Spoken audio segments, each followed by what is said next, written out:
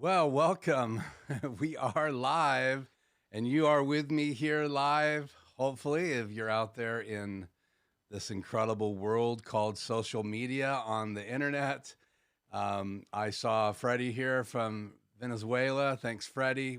Freddie's been here on nonstop, so a shout out to you, brother Craig. Fort Worth, Texas. That is awesome. I actually have a client right now in Fort Worth, Texas, and maybe you guys can link up. So tonight we are going to be talking about some DIY things that you can do.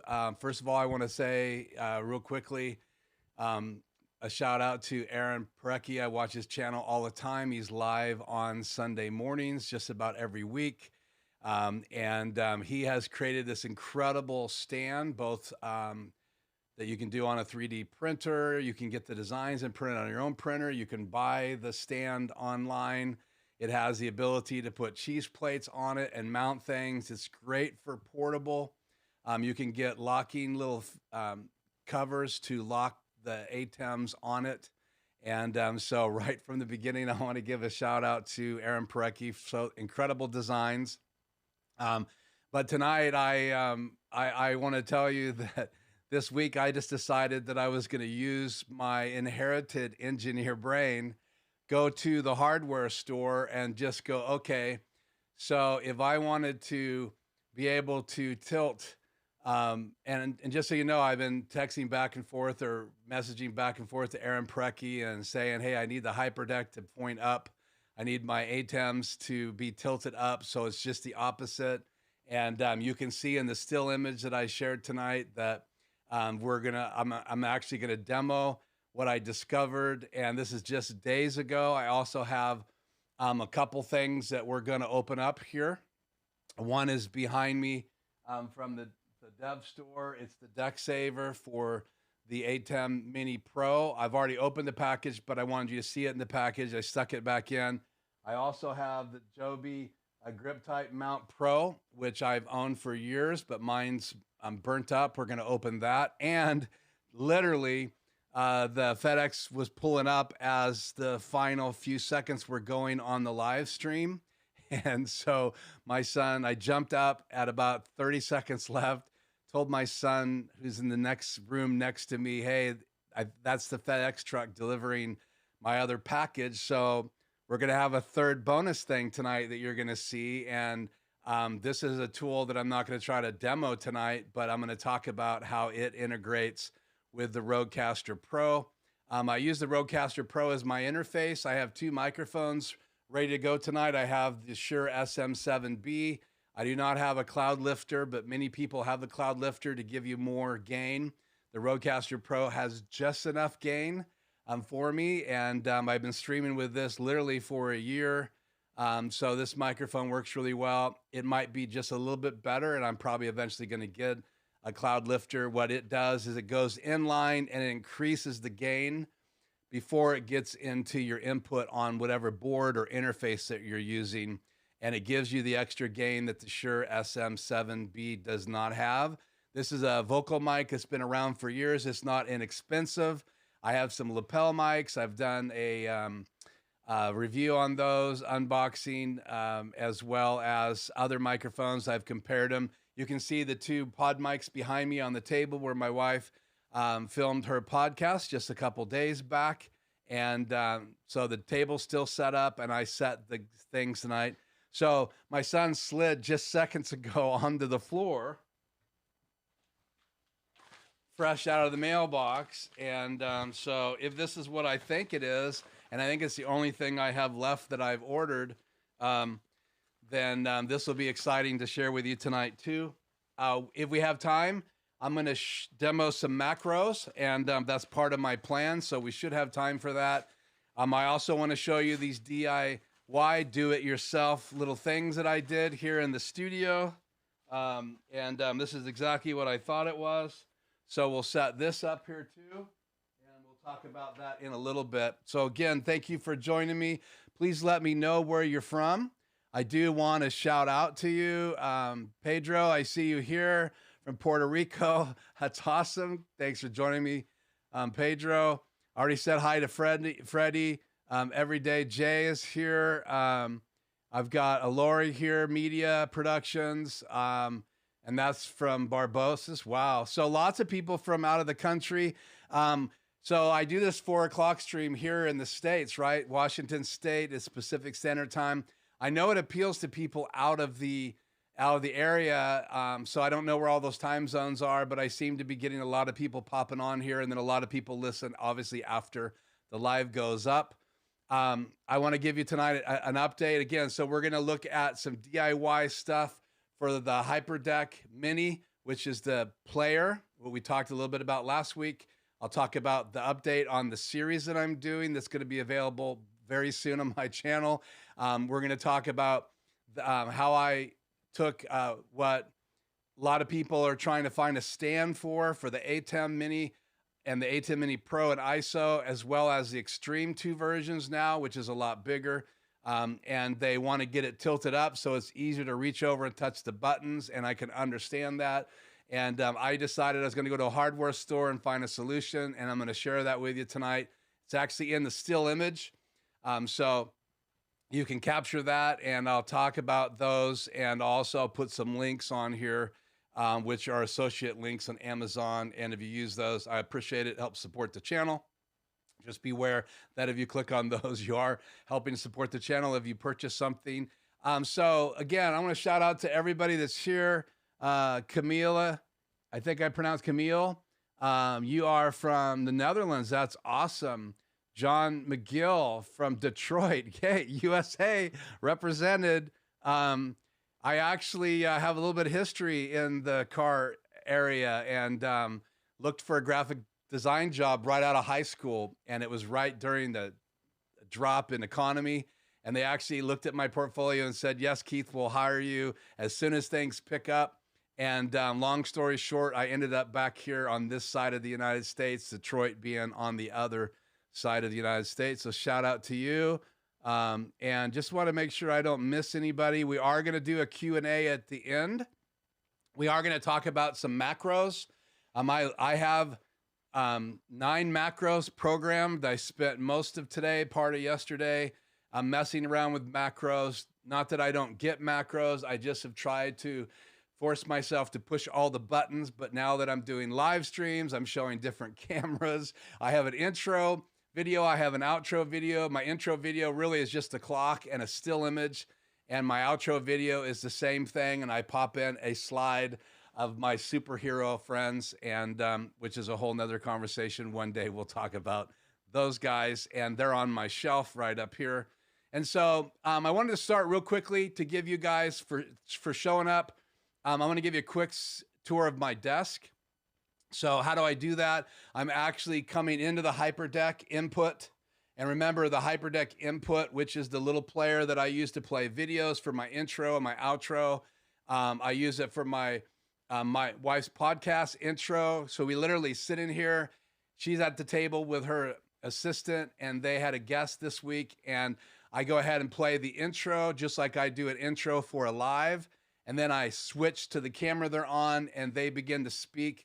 And we've even having audio in the background with them talking as the intro's playing. And I do all that from the Hyperdeck because in reality, the Hyperdeck's designed to coexist with all the other switchers from Blackmagic Design. You can set it up to auto roll. So if you have it plugged in to the back of your ATEM Mini, your Pro, your ISO, your Extreme ISO, when you change to that channel that the input's on, if you have it set up for pre-roll, it's automatically going to roll without a macro.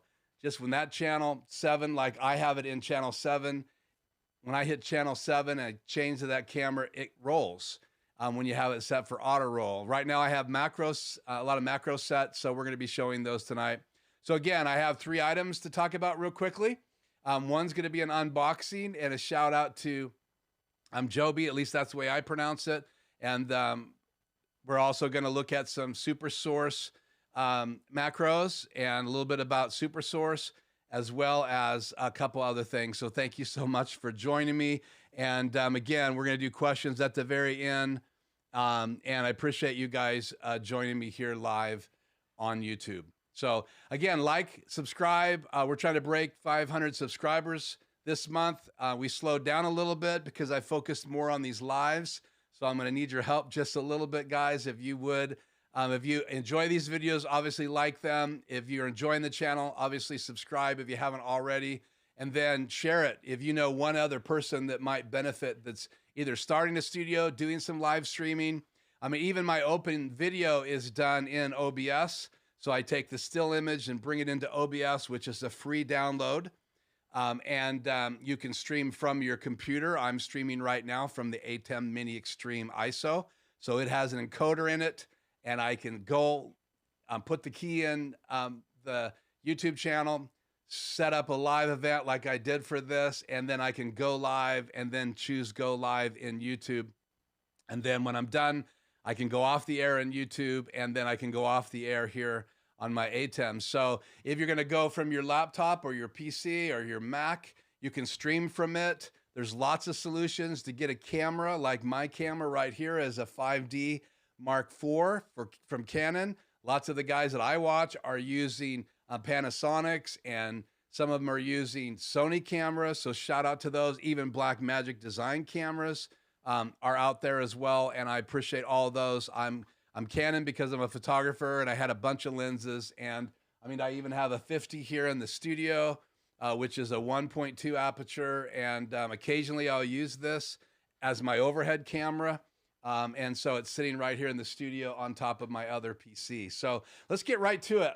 I know I've been rambling on for a while. Let's look at the desk real quickly. So let me switch to the desk camera here, which is on my ATEM Mini Pro Extreme ISO. That's a mouthful. I have it in channel 4, and that camera is mounted above my desk on a pole. I'm in a closet, right? Great place in a room, tucked my desk in. It's an L-shaped desk. Gonna look at that right now.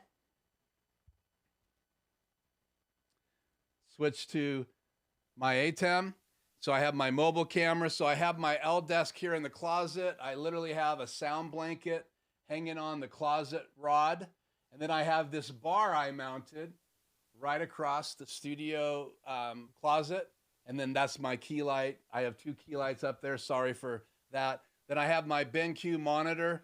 And then obviously on my desk, I have my ATEM Mini Pro, which is not live tonight. I have my Extreme, which is live tonight. And channel 2 is green, ready to go. And we're on channel 7. Same channel my Hyperdeck goes into.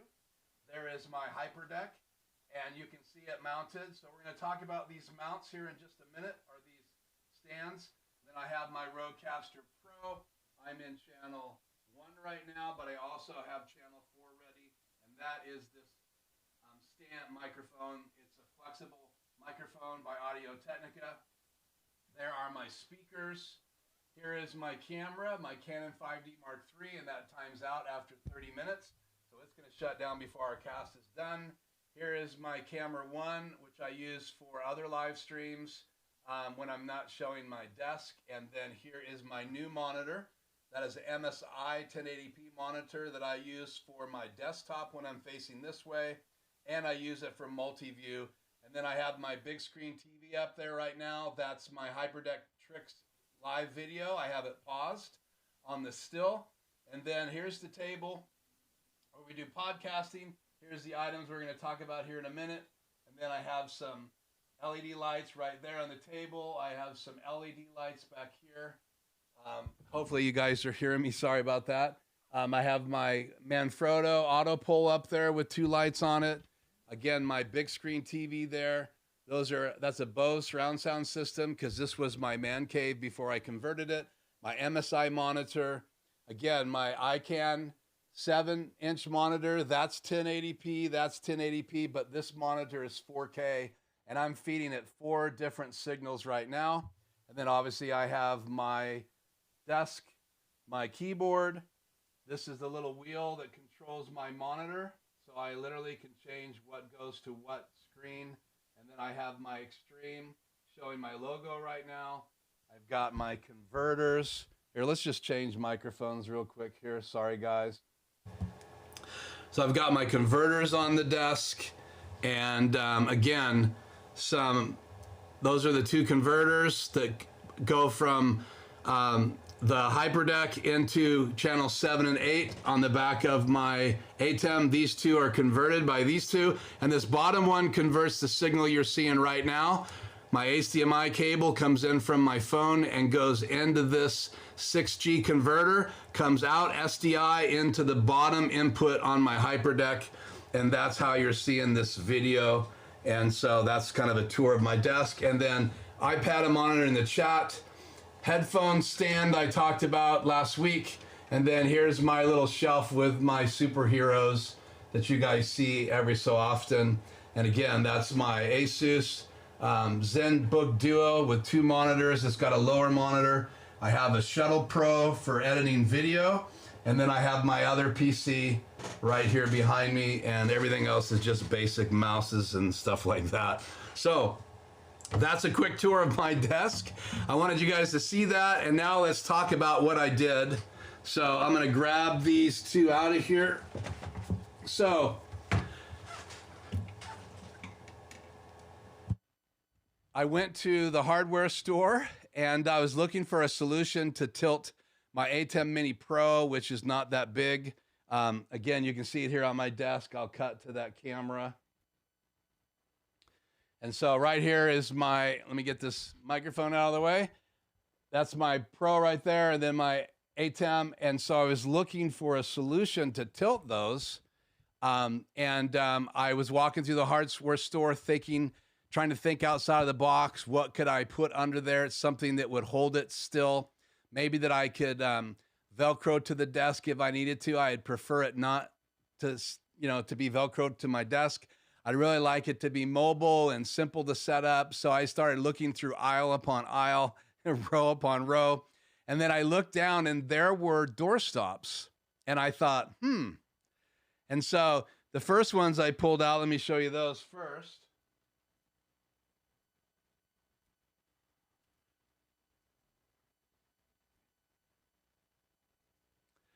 I pulled these out first, and these are actually 6 inches long. You really only need 5 inches, but I've heard that that when you get a lot of weight on your ATEM, mainly if you buy like the mount from Aaron Parecki, it might tilt over. He even sells brackets, and you can find that on the dev store, and I'll put a link to that as well. That's not an associate link, so you can get one of those stands if you want to. There's also one there available for the Pro, as well as the Extremes, and that stand will fit the Pro, the ATEM Mini, and the Pro ISO, as well as the stand that fits the Extreme will fit both the Extreme and the Extreme ISO like I have here. But I bought 2 of these, and literally, it's got the right angle. I want to tilt the ATEM up. It's got nice grips here. It's made out of rubber. It kind of sticks to my desk, which is really important. It doesn't slide around. And I got 2 of these. And then I also bought 2 of these. I was really looking for a solution for my Hyperdeck. I wanted to tilt it up, more angled at me. And so instead of it sitting flat, because it's got a tiny little screen, I wanted it to aim up. Even though I have a version of the screen here on my BenQ 4K monitor, and I put the Hyperdeck in the top left quadrant on the BenQ monitor when you're doing picture-in-picture. The left-hand side, when you're doing 4 views, and 4 separate inputs, the top left, have audio. So when my Hyperdeck plays, I can make sure the audio sounds good, and then I can obviously route that through channel 7 on my ATEM and turn audio follow video on. That way, when I go away from my Hyperdeck to another channel, I don't have the Hyperdeck video music still playing in the background. So 2 of these, I set it on my Hyperdeck. I loved it. I went back the next day with my wife, bought 2 more of these. This is by 3M, and they were just in a package side by side. And again, I have 2 of them, and that tilts up my ATEM Mini Pro, and this tilts up my Hyperdeck. So let me put these back and look at them again. Well, let's take them out, and then let's show you with them in. Let's cut back to camera 3. I heard that puppy timeout. I turned it on before we went live. So let me pull these out here.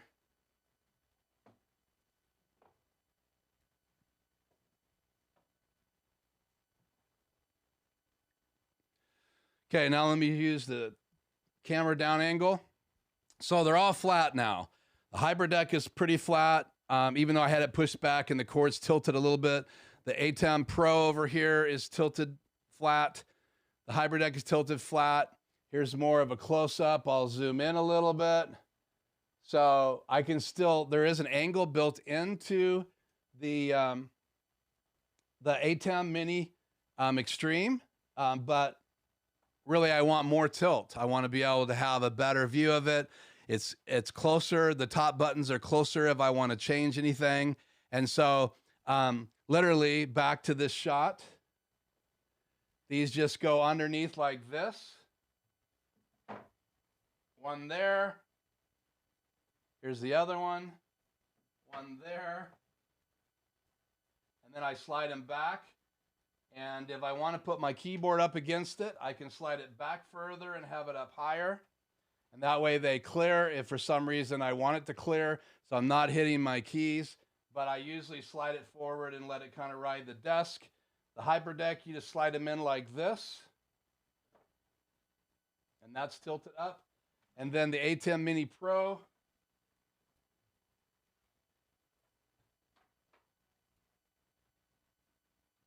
And they're rubber, so they kind of stick to the desk, and I could Velcro those down if I want to.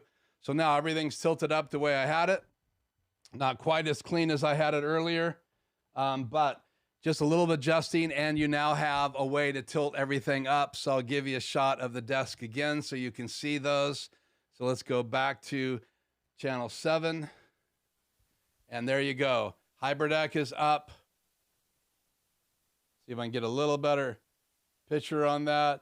The Extreme is up and the Pro is up, and I have my little scan disc CD right there, and I can adjust these feet and position everything where I want it, and there you go. And if I want this to clear this keyboard, I just literally slide this back up those stands, and that's what makes that extra inch perfect for the Extreme. So there you have it. That's my do-it-yourself little tip for you. If you want to have your ATEM Mini Pro at a slant, you want to be able to have your Hyperdeck up at a slant, and that gives you a little bit more control and your ability to be set and ready to go.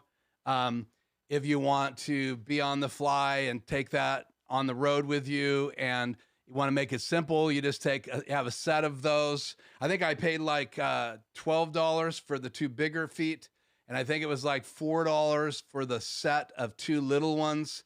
And again, I will put links here later tonight, and you guys can have fun and decide to go that route if you want to. But who was to think that door stops would be a do-it-yourself solution?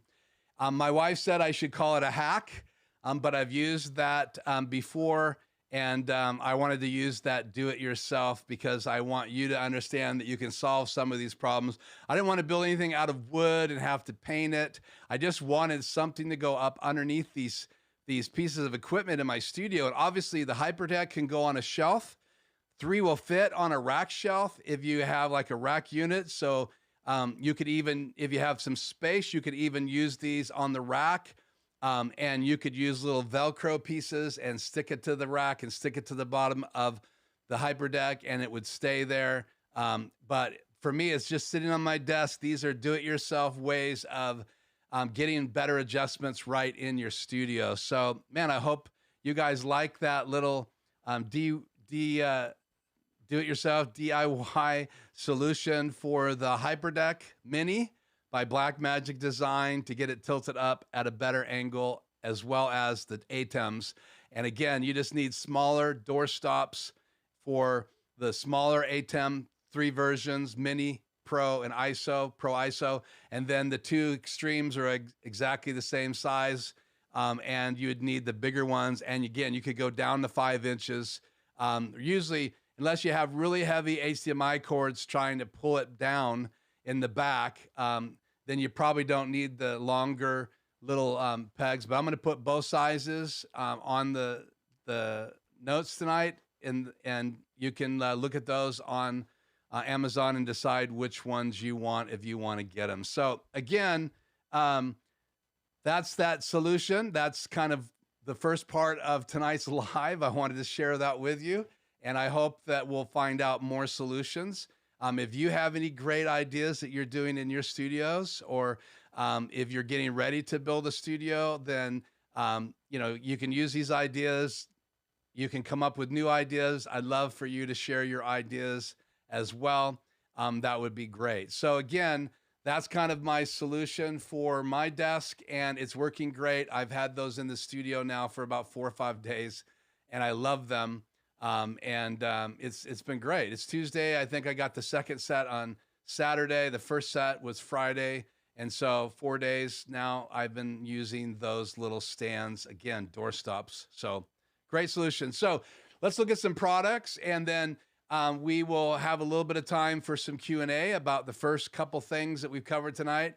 And then I want to end tonight with some SuperSource macro examples, and then maybe show you the macros in the control software and how you go about recording a macro. And you literally hit a record button, name the macro, decide what slot you want it in, and then you can program it. When you're done programming it, you stop, and then you can assign the first 6 right to the front of an Extreme or a Extreme ISO. The Mini Pro, the Mini ISO does not have any macro buttons on the deck, but the Extreme has 6, and the first 6 macros go to those buttons on the front of your ATEM. In fact, you don't have to do anything to assign them. Just realize that the top 6 macros that you have the ability to create belong to those first 6 buttons, and only 6 macro buttons on the front of the ATEM Mini Extreme and the ATEM Mini ISO. So let's just pause for a moment of silence. So I did some study years ago, because I did some traveling and some speaking. That's obvious. I don't have any trouble doing it. And they said that if you talked for a half hour, 45 minutes, you go through quarts of water. Literally, you have to have moisture to be able to speak and to keep all of this working. So if you wonder why many of us that are doing live streams are constantly sipping on drinks, or you do Zoom meetings, I'm sure you guys know that, and I apologize for you watching me drink. But I do know that there's some amazing coffee in some of these countries you're from. And I've tried some coffee supposedly brought in from some of those countries. And if you think you have the best coffee out there in your country, give me a shout out, and maybe someday I'll be able to taste test what you recommend. So let's grab some products. Let me just pull this in. So I use these super arms and friction arms by Manfrotto. I have a little Manfrotto ball head on here. I know you're going to ask me. It's a locking Manfrotto. It's a 496 RC2. I haven't used it in months. I decided I wanted to have it for a ball head adjustment right here in the studio, so I put it on. I've been putting everything on top of this camera mount, and I did a video on this, so check it out here on the channel.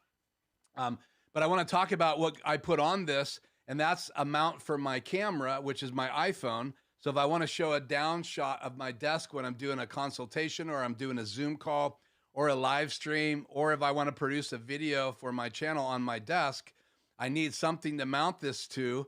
And so I've been using this Joby mount. Here's mine, and it is beat up. I've had this now for almost four years, maybe 3.5 years.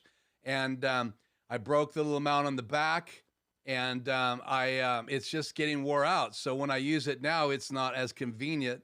But I tell you what, this thing's made out of steel. It has a little bit of plastic on it, and I have used it hundreds and hundreds of times, and it actually has a mount right here. And so what this is it can be mounted on the tripod, and I have a little Mountaineer Gitsu that I literally found at a thrift store. They didn't know what this was worth. You buy these online. It's about, I think the cheapest one you'll find is $295 used. But they have a new version of this now on that German site for Gitsu tripods. And so this will mount on there, and this has an adjustable screw. You can pull it out and have both side mounts. And so that's a nice little handy tripod.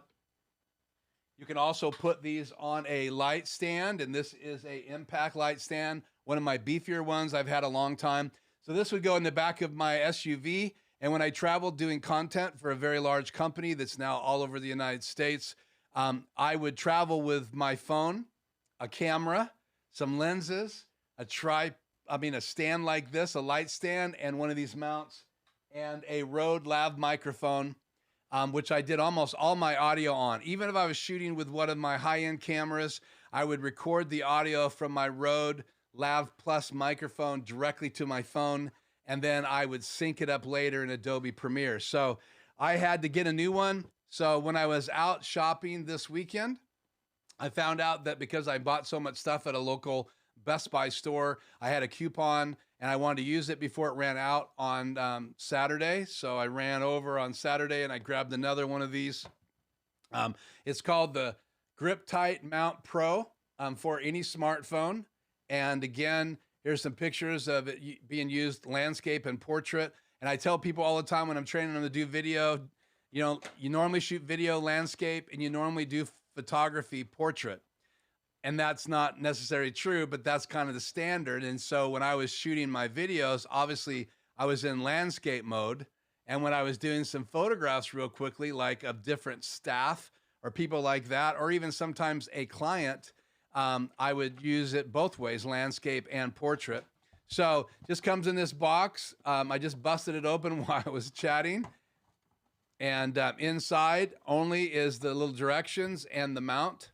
And there it is. I'm excited to have a fresh one in my studio. So brand new right out of the box. And again, it has this adjustment up here in the back, which lets it go landscape or portrait mode. And it also has an adjustment this way, which is important. So you could shoot almost all the way back overhead. And so that's a good adjustment.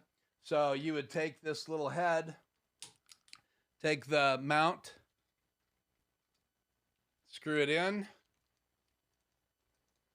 And don't panic. I will get you guys hopefully some close-ups. Get out of this shot. My camera is set to focus on me. There you go. That's the front. Let's try to get the back to focus. Come on, you can do it. I know you can. Come on, Canon lens. So again, you have those two adjustments, and I can mount this right on this tripod. I've got it screwed in here tight. This just goes in here and locks into place, which I really like about this one. So it's already locked. And now I can put my phone on there. So we're going to loosen this up, spread it out. They're a little bit tight when they come from the factory.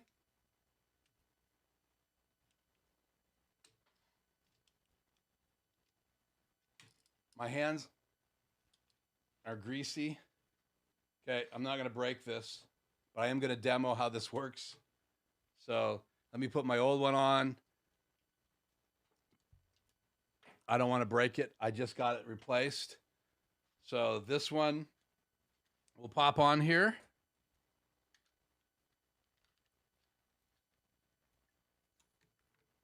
I know, great product demo, right? Can't get it to open up, but trust me, when I got my other one out, it was pretty tight from the factory.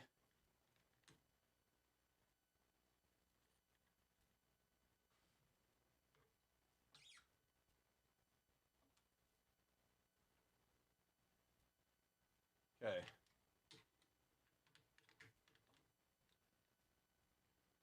Locked on. Let's rotate this ball around. Put the phone on here.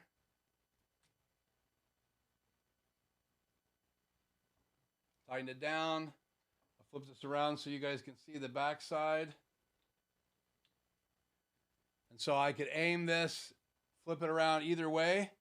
And then I have this mount right here, friction arm, as well as I could put it on one of these stands behind me.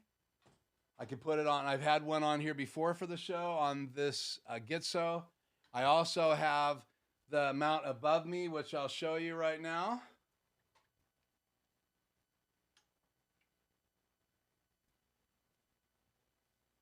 There it is.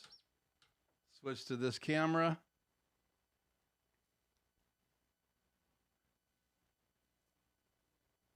So Sorry about the light, but I also have this arm, which is the flex arm, and this piece comes from Elgato, and this flex arm that mounts right here comes from Elgato, and I have parts of 2 kits right here. And so I can aim this wherever I want to. And I have the other end mounted to the bar, and this is a desk mount, but I have it mounted to the bar. And then behind me, right here,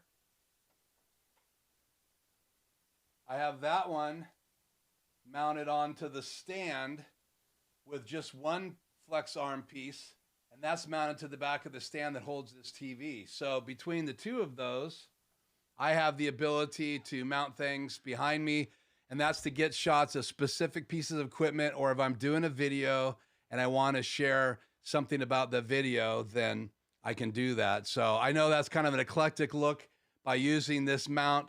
I'm not using the friction arms unless I'm stationary and want to get a close-up of like the Hyperdeck. A lot of times I'll use my phone. That way my cameras can just stay in place. I can also hook this into my iPad and use it as a pencil tool, so I can draw pictures for clients on the screen, which I only do when I absolutely have to, because even though I did get a degree in graphic design, I don't do a lot of hand drawing anymore. Everything's done inside a computer. So that's the Joby mount. Again, that's the Griptight Mount Pro from Joby. This is not a sponsored video. They didn't pay for this. Everything that you see in the studio has been purchased by me. So the other thing is that I have a Decksaver cover for my, let me hold this up, for my Rodecaster Pro, and it's right here.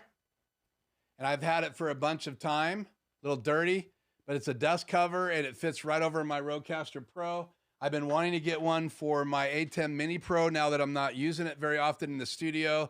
I can do things with it. If I want to demo just my ATEM Extreme, I can then broadcast from my ATEM Mini Pro by just sending one of the program HDMI outs to the Pro and then sending that off into YouTube. That way I don't have to show a streaming key or anything when I'm inside my Extreme, which many people have done when they're training. But this is designed for the ATEM Mini, the Pro, and the ATEM Mini Pro ISO. So let's get it out of here. Like I said, I already had it out. I just kept the bag so you guys could see the packaging. And I ordered this from the dev store, and there's a little printout in there. And there it is, just a little tiny cover.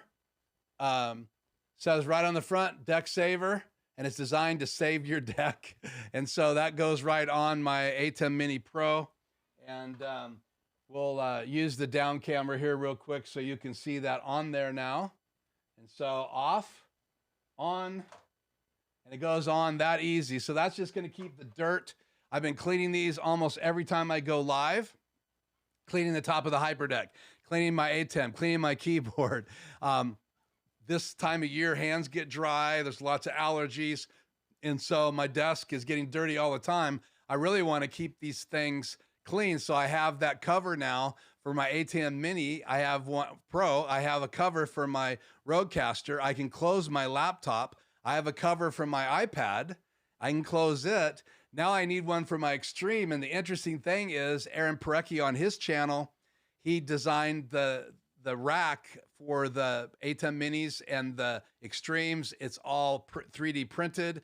They're available now in professional printing, and you can buy them for the Extreme. You can buy them for the Pro and the smaller the smaller decks, the ATEMs by Blackmagic Design. And it has cheese plates on it for mounting other things. You could use it as a mobile kit. It's a better solution than my DIY solution because you can get it clips to hold it in place. So if you got to move it from desk to desk or whatever you're doing in your studio, you can do that. I'm sure you could put it inside a mobile case to hold the ATEM in there and get it up where you can see it. You can mount a monitor to it. He has extension legs you can buy for the back. So check his channel out. That's Aaron Parecki. And I've been watching his live streams on Sunday as often as I can when my schedule allows, or I watch them recorded. So again, Decksavers are great. He had a prototype version of the new Extreme cover. And so he actually had it in his live stream last Sunday. And I hear they're going to be available very soon because he's so well connected with the people at the dev store. He was able to get a copy before the rest of us. And so he had it. And I'm going to get one of those as well to cover my Extreme. I like them because they're hard. I'm stacking them on a monitor right here. So on one side, I have a little display. On the other side, I just have a little microphone that is used to shoot the room, which is a whole nother story. My JBL studio monitors have the ability to shoot the room, and then it makes an EQ adjustment, and they're designed for recording studios or mastering studios. And so that sits in a little soft bag, and I just lay the Decksaver on top of that, especially the big one for my Rodecaster Pro. And let me get that down, and I'll take a quick shot of that and let you guys see that on the Rodecaster Pro. I'm just going to set it over it because I'm using that right now. Grab my camera here so you guys can get a look. See if I got the picture here. Cut to my Hyperdeck, and there you go. So there is a shot of the Decksaver on, and the Decksaver over there on my ATEM Mini Pro, and I still need to get one for my Extreme.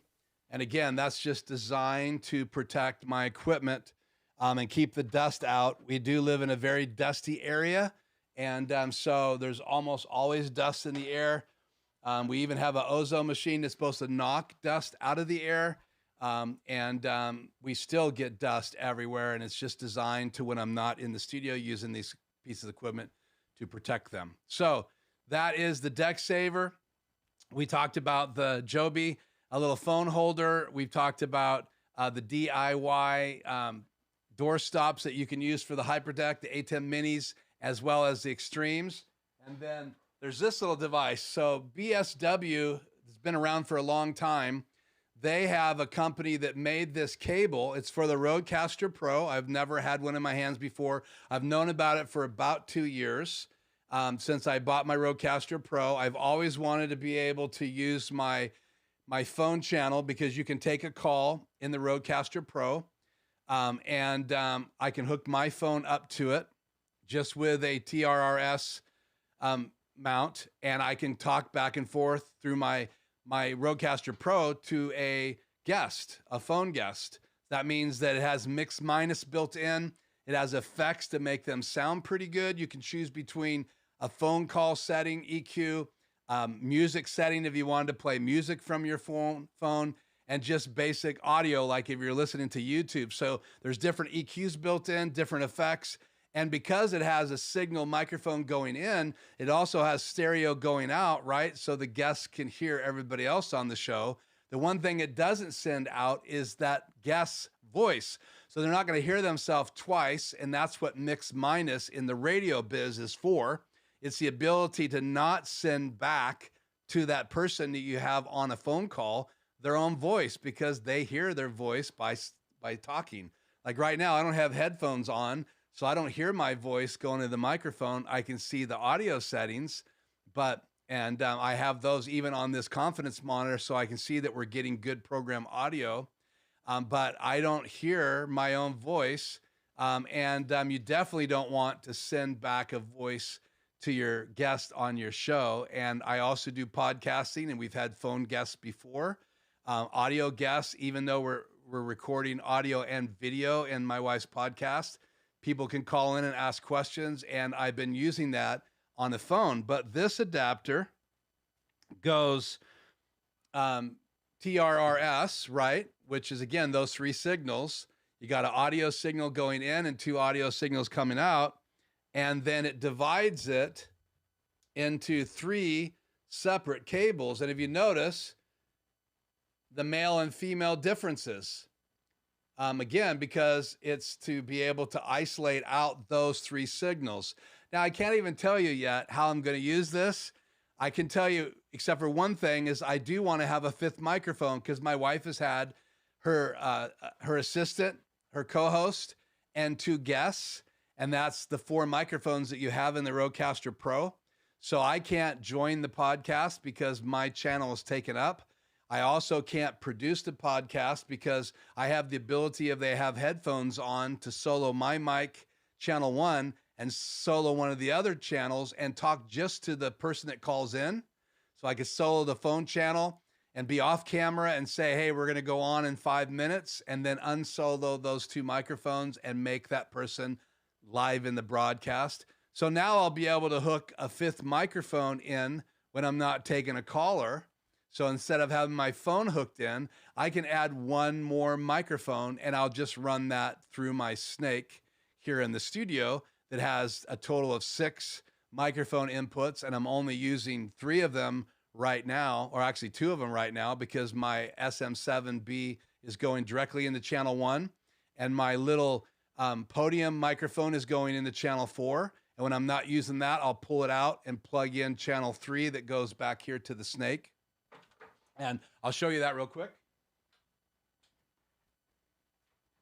Here is my Snake on the floor, and it's got 2 headphone inputs, and it's got 6 mic channel inputs.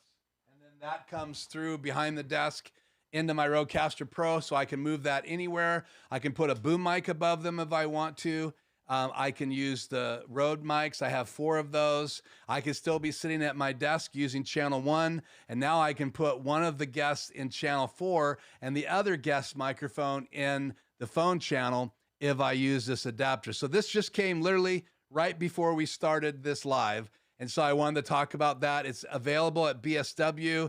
It's not available on Amazon. They have it made specifically for them. So you would have to go through BSW. So if you Google BSW and radio, you'll get their website. They're not the highest tech website, but they're great to deal with. And they've been selling equipment for the radio industry forever, as well as conference rooms and things like that. So again, this is called the BSW-RCP-cable. And it's a 5-foot cable, and it goes from TRRS to male, and 2 XLR males and 1 XLR female. And it came in this little slider thing, just like a mic cable did. So that's the products for today. Again, it's not sponsored, but if you do decide to get a Rodecaster Pro and you wanted to have a 5th microphone, there you go. You would also have a stereo feed out for whatever you use that for. Again, that stereo feed would be the same thing that everybody else is hearing in the middle of the show. So a stereo version of the music. So if you're a call-in guest, you can hear the music in a break, and now you can break out that music stereo signal from here and all the other people. So I guess you could use it for room monitors. So you could still have monitors. I don't know how I'm going to use it yet, but I have one, and at least I can get 1 microphone plugged in right here into channel, the phone channel, which is going to be my microphone number 5. So I couldn't be more tired of hearing myself talk already, but let's take a few questions and see if you guys have any thoughts. And then we will look at some SuperSource macros before we get done. And how are we doing on time? Cool. 45 minutes in. That's kind of where I was hoping to be when we get to this point. So any questions you have out there?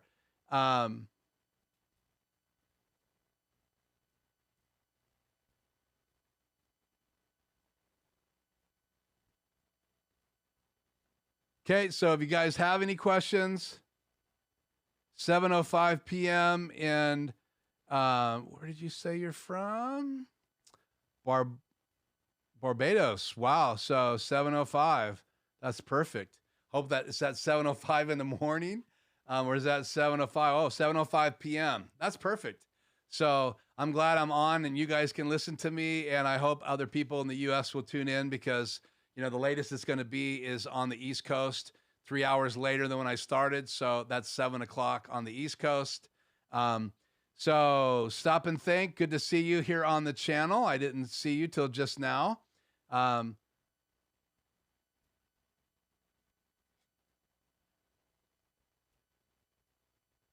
Cool. Yeah, the Big Knob is a great device. I've seen it. I used to have interfaces here in my studio. I sold in my old recording studio I had a giant PreSonus board, and it could only record up to 44.1. And then I also had an interface if I needed to record at a higher bit rate, I could do that. And so I'm very familiar with those interfaces. The Rodecaster Pro advantage of it, and if you are around my channel, you're going to know I'm a fan. The Rodecaster Pro is just really convenient for playing sounds. It has 8 pads that you can program. I could even do an intro. I could do a commercial if I needed to, and then just hit the pad and play. And I could take a break while my commercial is playing through audio.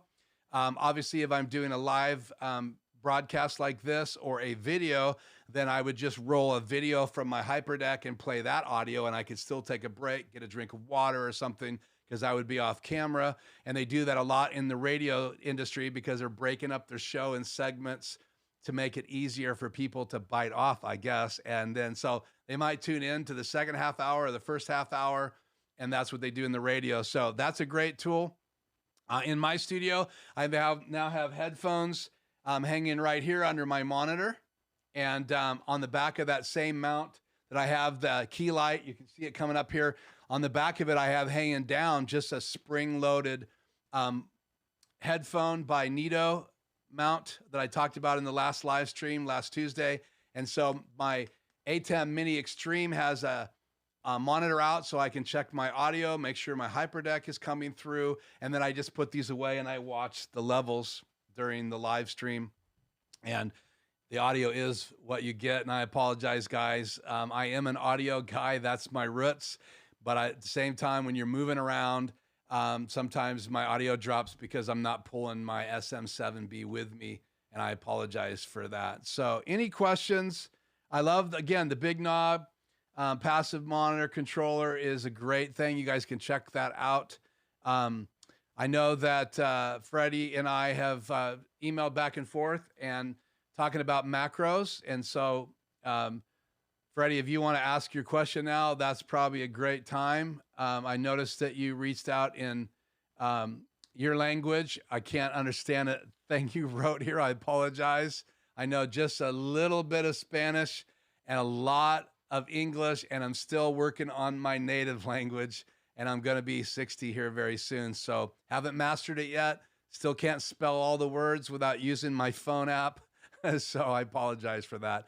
And if you ever see any spelling errors here on the channel, that's like me, and I'm trying to change over time, and I try to double and triple check those things before I go live. Also, last week I had the wrong graphic up for the HDMI to SDI 6G adapter. I have a number of pictures in my studio folder, and I grabbed the wrong one when I was making that graphic, so I apologize.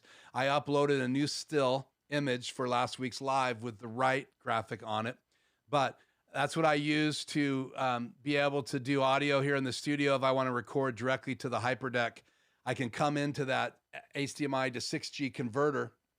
It has a right and left audio input. And the reason you do that, if you don't want to put a microphone on top of your camera, because your camera feeds audio as well, and you want to put in your console or your interface audio right into the HDMI signal before it gets into your Hyperdeck, you can do that with the Blackmagic Design HDMI to SDI 6G, because that adapter will encode and send a signal up to 30 frames per second 4K.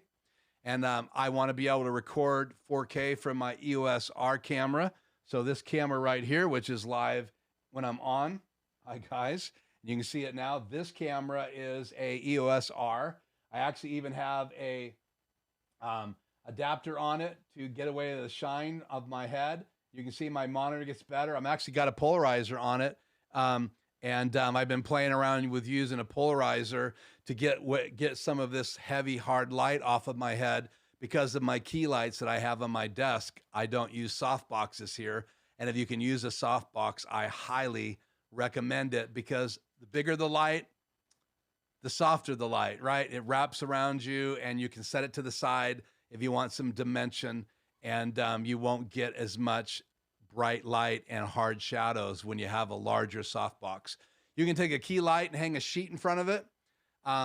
You can take 2 key lights and make a giant LED light, build a softbox in front of it. You can even buy these small LED soft boxes that are about that thick that just pop up, almost like a light deflector pops up and expands, and you could put that over your key light to make it even softer. But this is the light I have here, and a polarizer makes it a little less shiny because a polarizer cuts out some of the reflections, and that's why we use them to shoot photography. And that's a whole nother conversation. So that's camera 1. Camera 2 is what I shoot the live streams from. And I can switch back and forth on the ATEM, and that has a polarizer, and this one does not. And those lights are a little hot tonight, so I apologize for that. So any other questions, guys, before we get into some really quick demos of some macros that I made? Let me pull the YouTube stats over here onto that screen, and then I will share my ATEM control software in the broadcast right now. So again, the nice thing for me having the Extreme, and the reason I added it to my studio, is now I can bring in my Hyperdeck in channel 7 and 8, and I still have the other 6 channels. So I have 3 cameras coming in. So now I have 5 channels taken up. So I was literally having to use a switch to do that in my ATEM Mini Pro, because it only has 4 inputs, and now I have 8. And so one of them is my desktop coming in. I also have my streaming bridge coming in. So that's if I want to show people how the ATEM or the Hyperdeck, the Blackmagic Design streaming bridge broadcast. I can bring the broadcast into my ATEM Mini Extreme from my Pro, and my Pro will stream to the streaming bridge just like it'll stream to YouTube, but you can't do both at the same time. So if I want to demo what it looks like, I could send it to that TV back there, which is what I did when I actually did the unboxing. But I want to be able to demo it right here on the desk and send it into my broadcast. So let me share my desk right now, which is one of my inputs. And I will show you the macros here. Let me bring those up. There's my desktop. Be bringing the macros on here.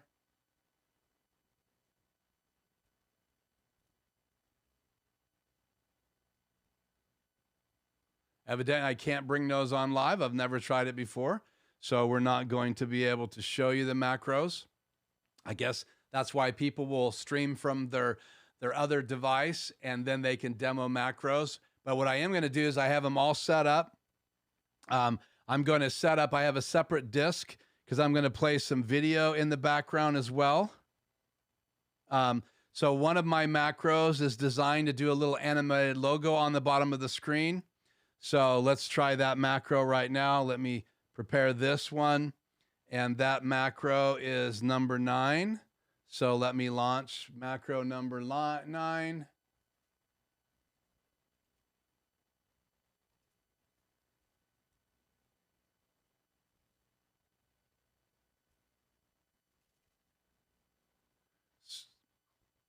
Well, that's interesting. So I just discovered something. I'm wondering why the macro in the control software is not opening up during a live show. Maybe they're not available. Then how would you, without using your Stream Deck, how would you launch those? I do have the ability to launch the first 6. So let's launch my first macro here, which is a SuperSource right from, and let me switch to that camera so you guys can see it. The Canon 5D Mark III times out again. There's nothing you can do about it, so it's back on. So I'm going to bring my desk into the shot here. So I'm going to push. These are your 6 macros right here. Let me go to a close-up. So these are 6 macros, and I'm going to hit macro button number 1. Watch what happens. There you go. I am now in SuperSource. And so I made this SuperSource layout from the 3 layout already. And in the top is the still image that I told the macro to load. On the bottom right is a video. I can set that to auto roll. And So it's playing now. My Hyperdeck is playing in this lower spot right here. And I made this little video right in Adobe Adobe Premiere, and then exported it to Adobe After Effects. And I added in some of these effects that go on top of the video. And so this is my graphic that I can play. So I can have my Hyperdeck in my SuperSource. And then if I switch discs, which I'm going to do right now, then I have some other videos that I have. These are the ones that I use to start my show. I also have an outro. So I have 2 discs in my Hyperdeck. And here's what I wanted to share tonight. And the reason I set this up, the Hyperdeck, you have to have the disc in that you want it to play from. And because there's 2 different discs available to you, you can actually choose one or the other. The macros are only going to play the disc that you have in. You can tell your Hyperdeck in your macro to load a particular video that you have on that disc, and you have to have that disc activated. And the way you activate a disc on the Hyperdeck is you got to plug it in. And when you plug it in, it goes green. And once the Hyperdeck's read that SD card, then the light goes out, and now you're ready to hit play. And you can use the arrow to go up or down, or you can go into the control software, which I will show you. I can't show you the macros for whatever reason. Let me get out of this SuperSource here real quick. Go back to camera 2. Drop this off the screen. So let me bring up that screen here real quick. So right up here, I'm controlling under media my Hyperdeck, and I have 3 clips in there. And when I'm setting up a macro, I can literally tell it what clip to turn to. I can tell it to roll the clip, and I can tell it to loop the clip. And you can see that loop is on right now. And then you can record if you wanted to. You can play if you want to. You can go forward or back with these 2 buttons. You can scroll forward and back from this wheel. And you can also choose the clips from that Hyperdeck.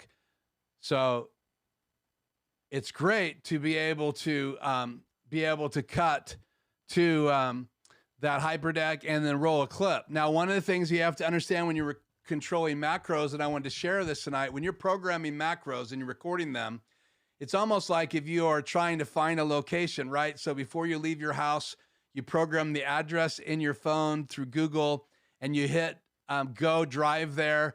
And then let's say all of a sudden halfway to that location, you decide you want to stop someplace else, and you don't know where that location is either. And so you look on the map and you find that location. What's happened now is you've gone from home part of the way there. You're no longer, your starting point isn't the same place you were. And it's the same way with a macro. If you are in camera 2 right now like this, and you had the graphic on, and my graphic's already been changed because I told my macro to change my graphic. So if I was to show you right now my control software, my macro keeps putting that up because it was my graphic, right? And it's changed it. So every time I cut to my camera, it's now showing the graphic that's inside my media player. So this graphic up here was this graphic before I hit that macro switch. So this is where I started. So if I go back right now and I show you my camera 1, if I turn on key 1, there's my lower thirds. Now if I hit my SuperSource program macro 1, I'll hit it right now because this is where I started before. So the macro knows from here to take me to this.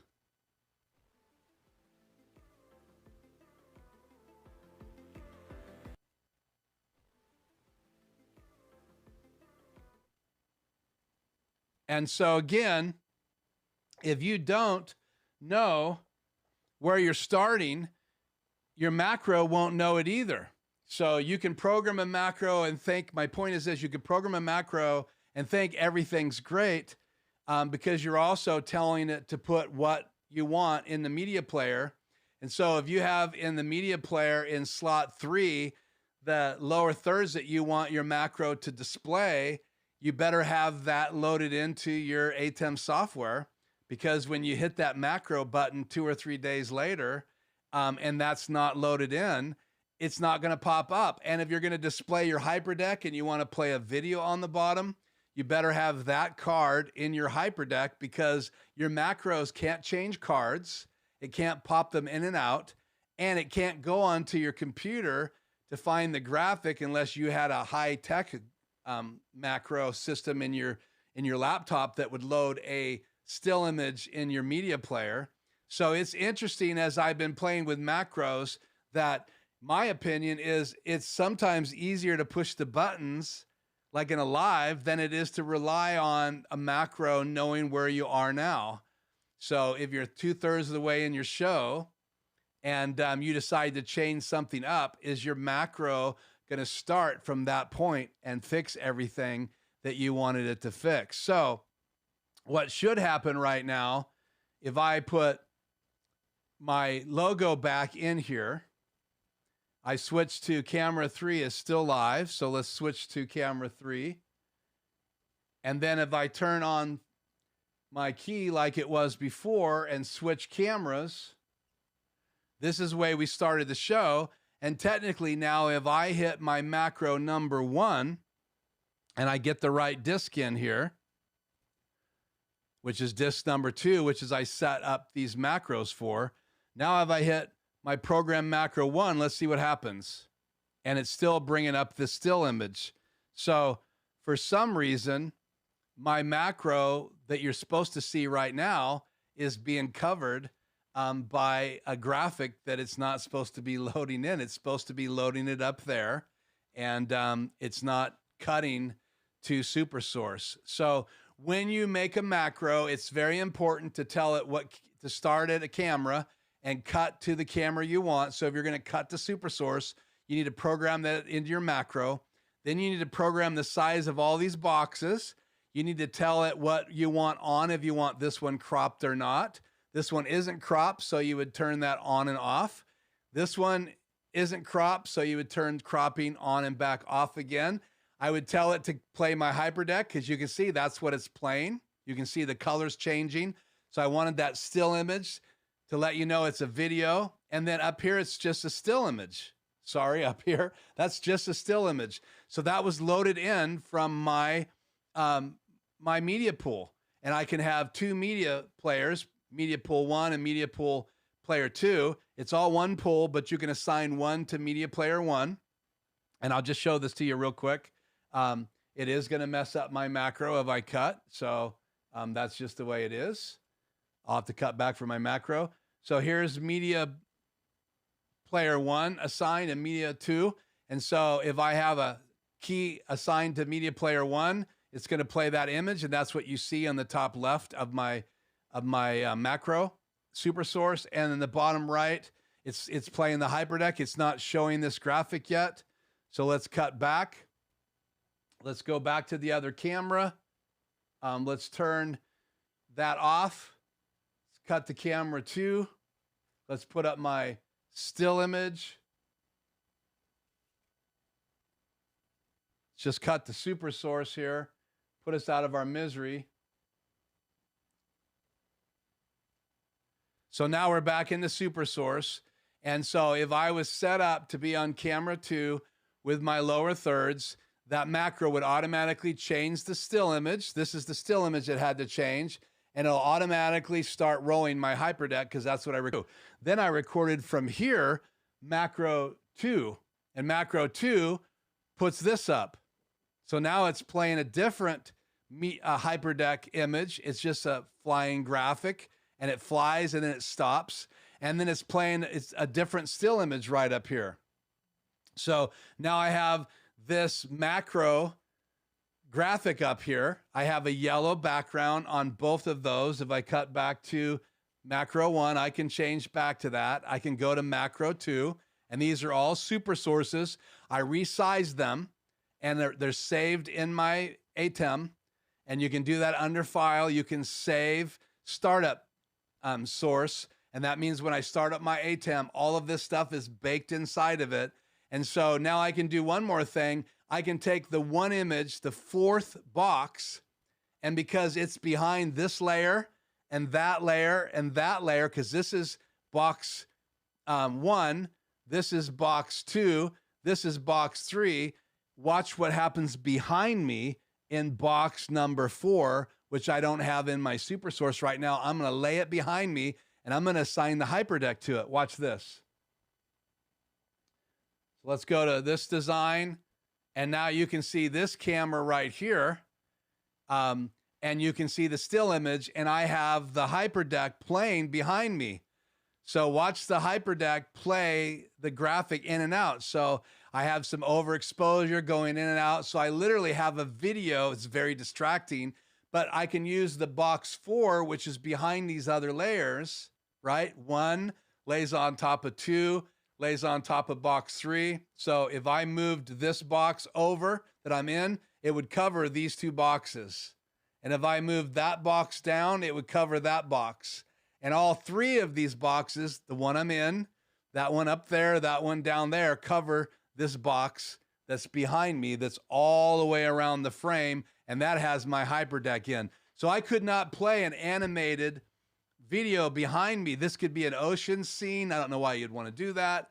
Most people are going to use a still image, but let's say you wanted to have this, a still image of you about to go live. This is playing a video right here. There's a still image behind you, or even a video behind you, and another still image up here showing you what's about to be shown on the show, or a timer. You could do all of that by using the Hyperdeck still images and a still image of you. So again, those are 3 macros I made just to demo those. Let me cut back to camera 2 here. And I should have created a macro to pop back in my lower thirds back into media slot 1. Instead, I have to drop it down there. And then I've got to go back into my software, and I've got to turn on my number 1 key. And that's a picture of both those boxes right there. The little Mount by Joby and the ATEM Mini Pro cover. And I just made a different version of this lower thirds for tonight's live stream. So those are 3 examples of SuperSource and macros. In my video on the ATEM Mini Extreme, I'm going to be actually taking you through a recorded video on how to program a macro. Right now, I'm working on my Hyperdeck series, and before I left tonight, I want to let you know I've already recorded the first 3. I'm going to start editing those this week. So I have the Hyperdeck unhooked up, sitting on the desk right here with my ATEM Mini Pro. I put it all together using the Hyperdeck, the converters, and I built it all right on the desk and showed a display of it on my monitor as the monitor out. And then I brought it back to my desk after 2 videos and recorded one here at my desk, showing it all hooked up on my desk. And then I'm going to actually, the next video I'm going to record after this live in the next couple days will be how you set up the Hyperdeck in the software and begin to program macros, including your Hyperdeck. And so that's going to be in my Hyperdeck series. I'm also going to be doing the ATEM Mini control software, and I'm going to actually figure out why I couldn't get the macro button to open up in the middle of my live stream. So I've never tried to open up macros in the middle of the live. Maybe you have to have them already opened up, or maybe they're going on one of my monitors and I can't see. Because when you open up macros, it opens up an extra box, and I may have just lost it somewhere on the stream. So again, live has these kind of issues. So if you're going to make a macro, it's really important to decide when are you using it, where are you going to be in the middle of your stream when you do use it. Did you program a lower thirds to come back on if you want to go back to a shot like this? Because you would record one macro to go to SuperSource and put everything in the boxes and lay it out and even launch the Hyperdeck if you wanted it to. But when you come back to your other shot, do you have a macro set up like I didn't tonight to go back to this shot? Or maybe not that still image. Maybe I want this still image up on the screen, right? Just Life Journey Productions. Or maybe I want the original lower thirds on the screen. So you got to create a macro for that as well. So a macro to switch over to one look, one SuperSource, one camera with the lower thirds, to your Hyperdeck, and it to start recording a certain clip. Like I programmed a macro to leave tonight. So it's going to put up my lower or my still image from my Hyperdeck, and then it rolls the outro. So I have that programmed in a macro tonight, and that's programmed on button number 4 on my Hyperdeck, and it's designed to roll from this shot right here. So if you're going to make a macro, where are you at when you start it? It needs to know that I'm on camera 2 with this lower thirds. You would record the macro and bring in the other image that you want on the screen, the other shot that you want on the screen. And then you're going to have to set, if it's SuperSource, you're going to have to set up the box layouts. And yes, to do SuperSource and change the layouts to put box number 4 behind you, those are long processes. It takes probably about a half hour for me to program a macro and to test it. And then I want to walk through my show and decide, is it following in the right order? And so really, in reality, the way I'll be recording macros in the future, macro 1 would be my intro. Macro 2 would be the first part of the show. Macro 3 would be the next part of the show. And each one of those macros would be programmed from that point in the show. So I don't have to tell the macro to set everything back to this shot, but then cut to another SuperSource layout. So again, we've talked about some items here, a DIY, do-it-yourself way to get your Hyperdeck aimed up at you, a DIY way to get your Extreme up off the desk and angled up by using door stops for that, as well as smaller 3M ones that you can use with your ATEM Mini, your ATEM Mini Pro, your ATEM Mini ISO, and I'm sure many of you, that's what you're going to get if you don't get an Extreme. And then the bigger ones, 6-inch ones, that I'll leave a link here after we get done tonight. Those are great for getting that Extreme or the Extreme ISO like I have up at an angle, so I can just reach out and touch, actually at an angle, so I can just reach out and touch the buttons. So again, that's pretty much all I wanted to cover tonight. I do want to acknowledge anybody that came in late. Thank you so much for joining me. If you have a question, how do you deal with how picky the Hyperdeck is playing files that are recorded or rendered in some other way, Hyperdeck? So the Hyperdeck is not really as bad as people will say it is. Okay. And this question tonight came from Bill. It's just, you have to understand that it was designed like a lot of the earlier Blackmagic products. Like I can plug any HDMI input pretty much into the back of my, if you have an ATEM Mini or you have a Pro like I do, or a Pro ISO or an Extreme, you can plug pretty much anything in the back and it automatically detects it. It sets it for whatever your show resolution is, which is 2997 frames per second. I'm 1080p right now is what I'm broadcasting at Hyperdeck, not at Hyperdeck high, but streaming high, whatever the setting is in YouTube. So I'm averaging about 6.2 megabytes a second right now. As long as I make the Hyperdeck files a QuickTime version of 29.97, and if I need an alpha channel, like it's a animated graphic, I do an alpha channel when I export it. If they're all the same frame rate and they're all the same size, typically my experience is the Hyperdeck will read them. But if they're different formats, if one is 4K, one is 30 frames per second, the other one's 2997, and one is 24 frames per second, then you're in trouble. So as I design graphics that are moving, or I put a video for an intro or an outro, for the longest time I've been using my Hyperdeck. I always make the videos. I bring them into Adobe Premiere and I export them as QuickTime movies. And I almost always do 422 HQ because that's high enough resolution for live. And when I record 30 frames per second in my studio for my EOS R, and I want to use a clip of that for my live stream, I bring that into Adobe Premiere. I cut the clip. I make a brand new timeline, and I drop it in and shrink it down, or I can render it out 1080p, just that cut, and render it out right to an SD card as a QuickTime file, and you can set it up in Studio where you can transfer files through the Ethernet port, your internet setup, right to the Hyperdeck or right to the ATEM Mini. I can already export files directly from Photoshop into my media pool, into my ATEM, because it's built into Photoshop.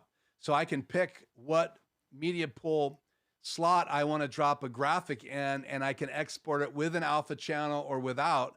So I design all my lower thirds in Adobe Illustrator. After I make that PNG file, or if I download a PNG file from the internet that I want to put on the screen, I open that up in Photoshop. Once it's open, I export it right to my my ATEM Mini media pool, and I can assign it directly to media player 1 or 2, or just to a slot. And so again, I hope that answered your questions. I know in the future, when they probably come out with new Hyperdecks, it's probably going to be able to read all the files. But remember, when you're doing a live event and it's a broadcast, you want to have everything the same format so that you're sending 2997 files or 24 frames per second 1080p from your video source out to your live stream or your broadcast, because you're broadcasting. So if you're going to use a number of Hyperdecks so you can have all the discs ready to go, which I'll eventually add another Hyperdeck to my studio. That way I can have disc number 2 to be just or Hyperdeck number 2 just be recording if I wanted to, or I can have it have clips loaded up to do just flying graphics, and use Media Player 2 for that. For all my still graphics, Media Player 1 for all my lower thirds, my Hyperdeck for all my motion graphics, and pick a key for that. And then my other Hyperdeck could be for all intro videos and outro videos. So the Hyperdeck is just a little finicky, and you just have to know how to write it. It's just kind of like my dog that I have now walks when we take a walk differently than my old dog. So you learn eventually how to operate it. Like I said, macros right now for me, you have to know where you're at when you use a macro, and the Hyperdeck I've been using for quite a while now, so I'm quite used to it. And I check all my files before I go live just to make sure they're all playing right, and the Hyperdeck sees them all.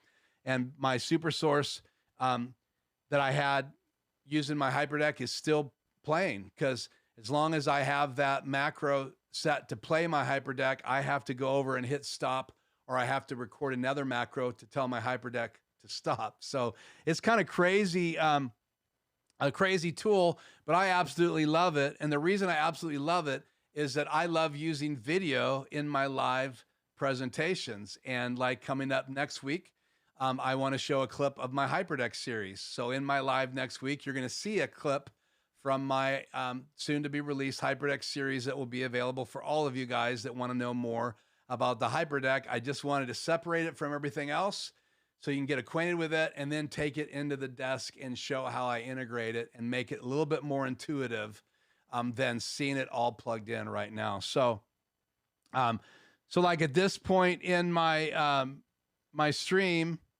I need to have the card that has my outro video on if I want to play my outro video. And I can tell you that occasionally I've been noticing that my Hyperdeck can get hot and then not play. And I don't know if it's just because when I'm live, I have all these lights on and it has a tendency to get a little bit warm. But like my outro video and my camera, sometimes when I have it plugged in like it is right now, it seems to heat the Hyperdeck up and it gets a little louder. So be careful when you're using it to show an image. Just unplug your camera and use it just as a regular Hyperdeck. You should be fine. So when you have a macro and you're going to use your Hyperdeck, you need to have that chip in.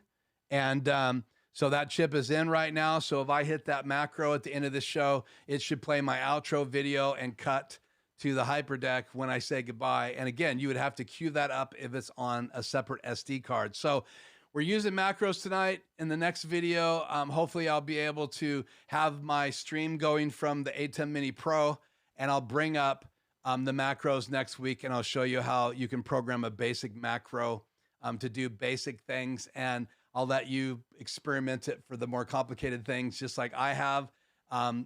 Just remember, like traveling to a store that you don't know how to find, if you get halfway there and you decide to go to a new location and use a new macro, those macros have to kind of know where you're at, or you have to go through all the steps to program that macro to go to camera 2, load the lower image, change to a different image, cut to SuperSource, play your Hyperdeck in one of the frames of the SuperSource, play the still in the other one, and then stay on camera 2 like I am right now for your point in the SuperSource. And if you program all that, then it would make all those changes and you could start with that macro anywhere in your broadcast. So keep that in mind when you program macros. You have to think like one. It needs to know where you're at, or you need to program where you want it to start from in order to get where you want it to go. And it all happens in a flash unless you go in and create a pause. And you can literally create a pause. So I could switch to my Hyperdeck so you could just see the opening still image not playing, and I could set it for how many frames I wanted to wait, and then it would hit play if I wanted to create that in a macro and go after it pauses for a few seconds. So anyway, any other questions we have here? Will you please share the details of which computer keyboard you use? Notice the small footprint in your overhead shot. This is a Corsair keyboard. It's wireless, not just Bluetooth. It's designed for gamers. So I got this keyboard back when this was a man cave, and I was using that big screen TV behind me and my PC.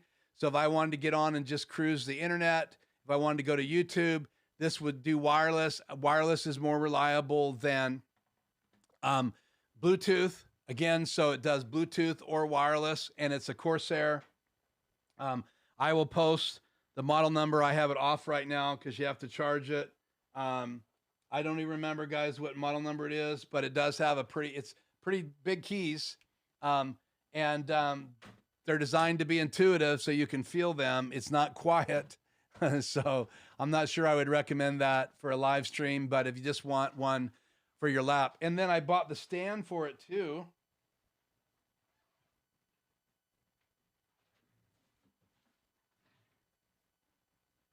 I'll be right back, guys. So this actually is a lap board with a mouse pad built into it. And that keyboard snaps right into this. So when I was sitting in here as a man cave before the takeover, the live streaming takeover of this whole room, I had literally 3 man chairs in here, not theater chairs. I literally had a lift chair from my father-in-law so he could come in here. He's now just traveling around in a chair. But I had, and it's a lift chair. He stays in it all the time. But back then he would come in here and sit down in the lift chair and it would raise and lower. And then I had one so I could get up at desktop height. And then I had another one that was just a recliner that my son-in-law or my kids would come stay in. So I had 3 locations here that you could sit and watch that big screen TV. And now it's a studio. But this was the original keyboard. It plugs right in. And this is nice and soft. Both of these are by Corsair. They weren't inexpensive. I think there was about $130 or $150 invested in this. And the keyboard pops in and out. So when I'm not using it, and I rarely do anymore, use it as a lap board. Most of the time I'm sitting at the desk behind me, or I'm sitting at this desk.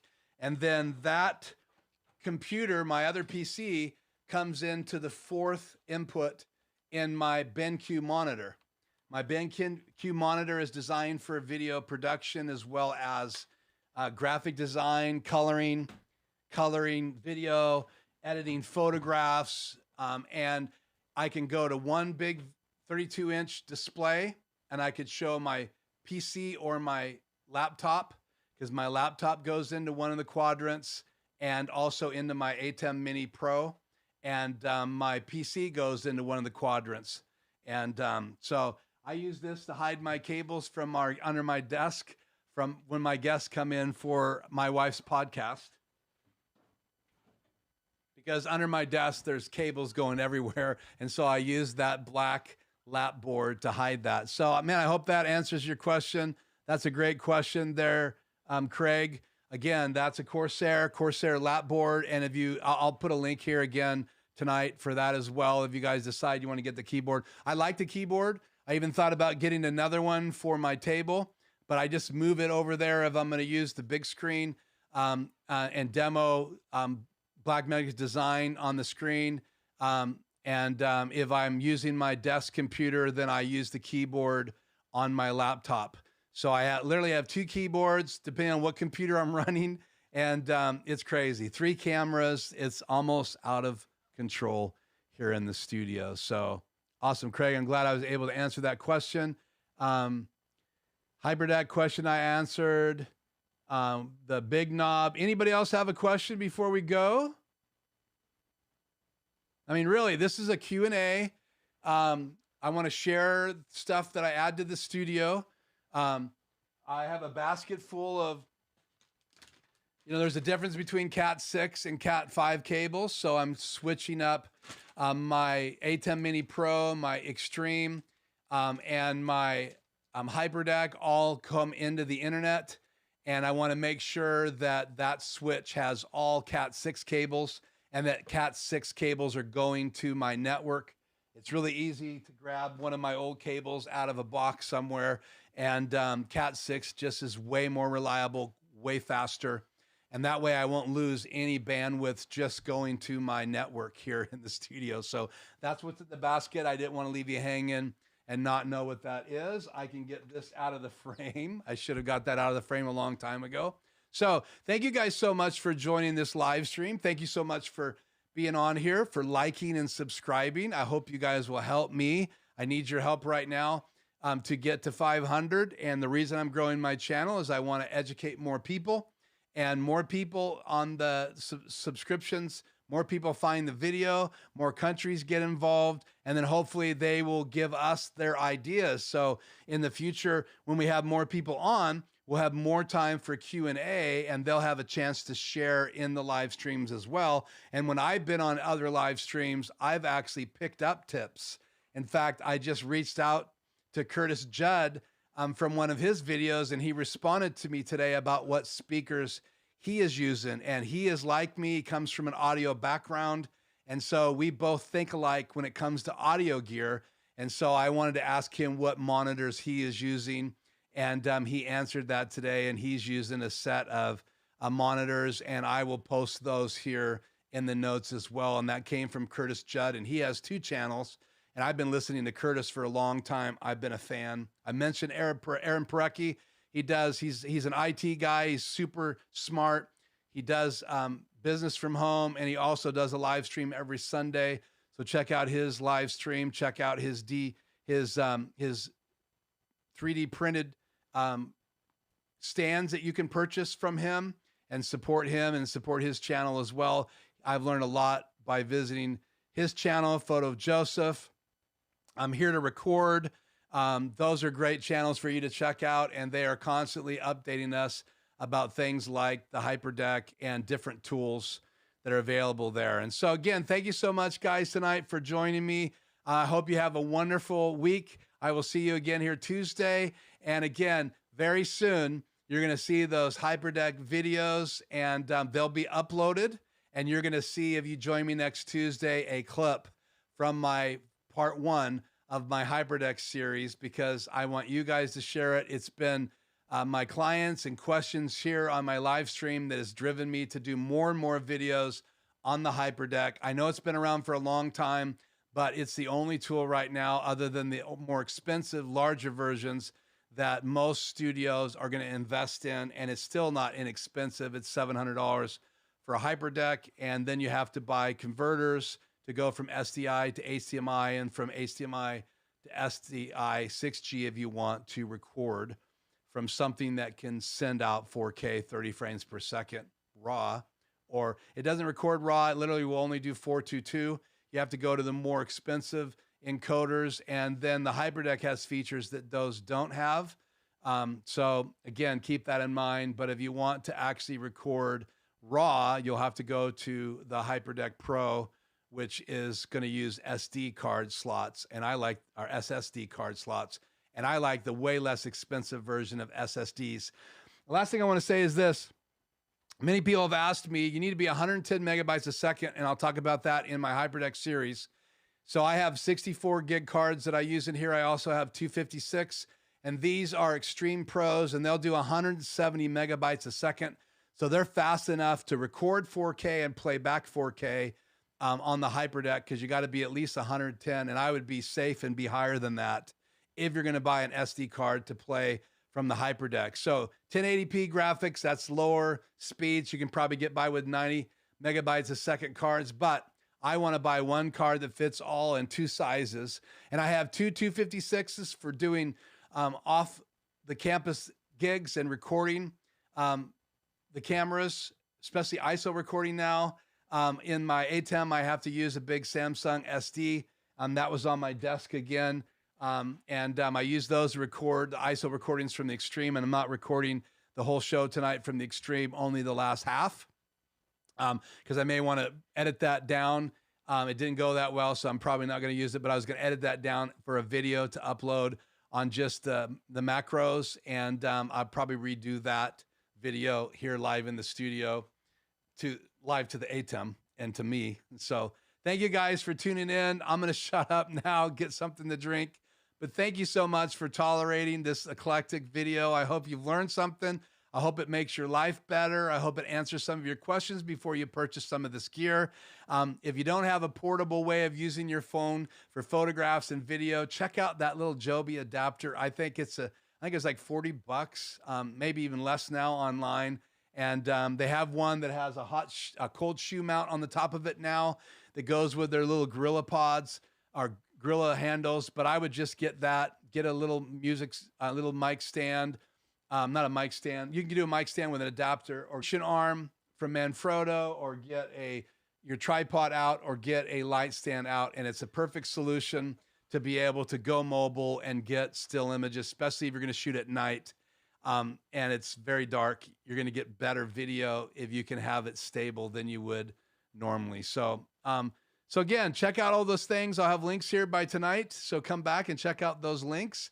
And again, thank you so much for supporting this channel, for subscribing, sharing it, and liking the video, and then ring the bell if you want to know when those videos on the Hyperdeck get uploaded, because those will most likely be the next videos that I'll upload here on the channel. So I'll see you next Tuesday at 4 o'clock, and I hope you'll join me then. Until then, I am Keith. This is Life Journey Production Studios, and thank you again for being here from all around the world and the U.S. We'll see you next time.